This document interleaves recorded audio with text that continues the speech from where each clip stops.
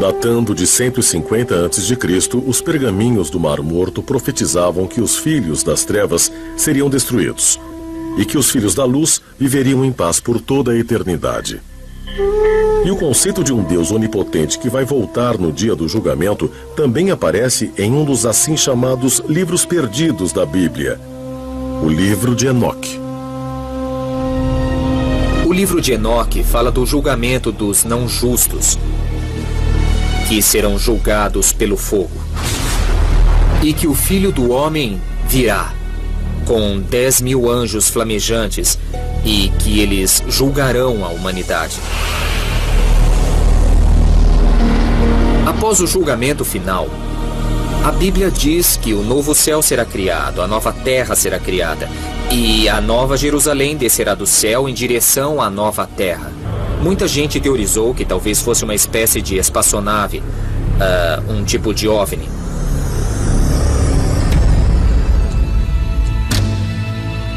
Mas haveria uma origem alienígena ou extraterrestre para as histórias bíblicas do julgamento final?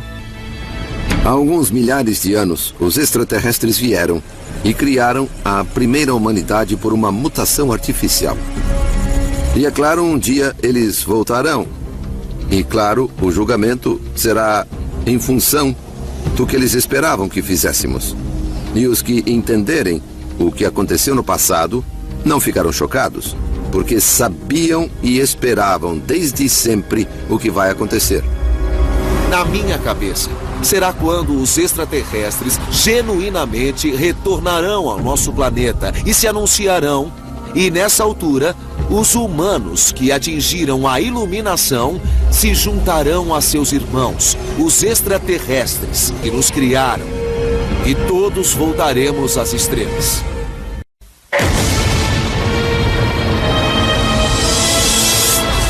O dia do julgamento. Dia de acerto de contas. É o dia do fim dos tempos, quando Deus voltará e descerá sobre a terra para julgar vivos e mortos segundo o bem e o mal que praticaram em sua vida. Conforme as crenças mais difundidas, o retorno de Deus seguirá uma série de eventos que incluem o Armagedon, a aniquilação de todas as criaturas, a ressurreição dos mortos e a volta de todas as almas a seus corpos físicos. O dia do juízo será o dia em que cada homem e cada mulher será responsabilizado por suas palavras e por seus atos feitos em vida na terra, em que Deus julgará as almas dos vivos e dos mortos por tudo o que fizeram neste planeta. Todo o mundo morre e Deus ressuscita a todos para a vida, para então haver o julgamento, e os maus serão atirados nas trevas profundas.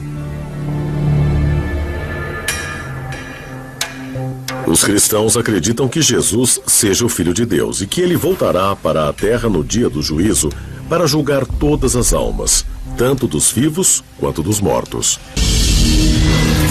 No dia do juízo final, vamos ver que as almas dos mortos serão reunidas a seus corpos físicos, que serão reerguidos dos mortos e reconstituídos mesmo geneticamente pelo próprio Deus. Antigas culturas também acreditaram no retorno de seus deuses e no dia de um juízo, que no fim estejamos destinados a encontrar nossa origem alienígena. E se for assim, isso realmente corresponde à noção de que nossa existência não acaba com a morte? E haverá um mundo entre a vida e a morte? Um que leve a um plano, talvez, extraterrestre?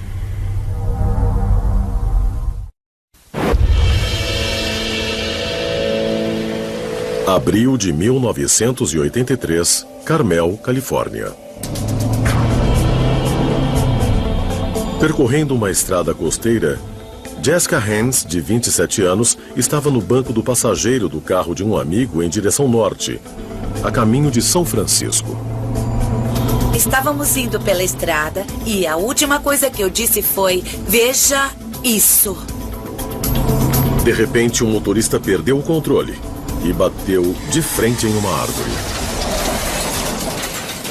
O amigo de Jessica escapou com ferimentos leves, mas o caso dela foi muito mais grave. Só me lembro de uma coisa. Eu estava numa ambulância. Eu senti que havia algo muito errado. Quase morta, Jessica foi levada a um centro cirúrgico onde teve uma experiência extraordinária.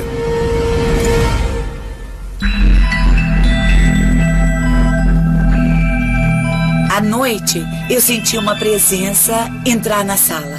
Era uma presença muito afetuosa e tive a sensação de ter mudado para outra dimensão. E, telepaticamente, uma voz me disse: se você quiser desistir, tudo bem. Eu sabia que estava deixando o meu corpo e eu disse sim. Fui instantaneamente a outro lugar. Eu não tinha mais corpo. Eu era um ponto de luz. Depois de um momento, experimentando isso e sendo isso, uma luz apareceu. E eu fui para a luz, como um raio, e entrei na luz. O raio estava cheio de milhares e milhares e milhões de luzes brilhantes. Era lindo e eu pensei, que bom, que bom! Tive a sensação de que a terra, as pessoas onde trabalhei, coisas que fiz, tudo era cada vez mais uma ilusão. E havia presenças de todos os lados, presenças muito afetuosas, nem masculinas nem femininas. Eram essencialmente energia. E tudo era simultâneo. E quando revi minha vida, eu percebi que eu queria voltar. Como outros milhares de relatos de quase mortos, a história de Jessica tem elementos extremamente consistentes. A luz muito brilhante, a noção de um portal ou de um túnel, a presença de entes queridos e uma sensação de paz e segurança. É misterioso que essas pessoas pareçam falar das mesmas coisas. O túnel, o efeito, a habilidade de se transferir de um ponto a outro, e todos parecem ter feito o mesmo caminho.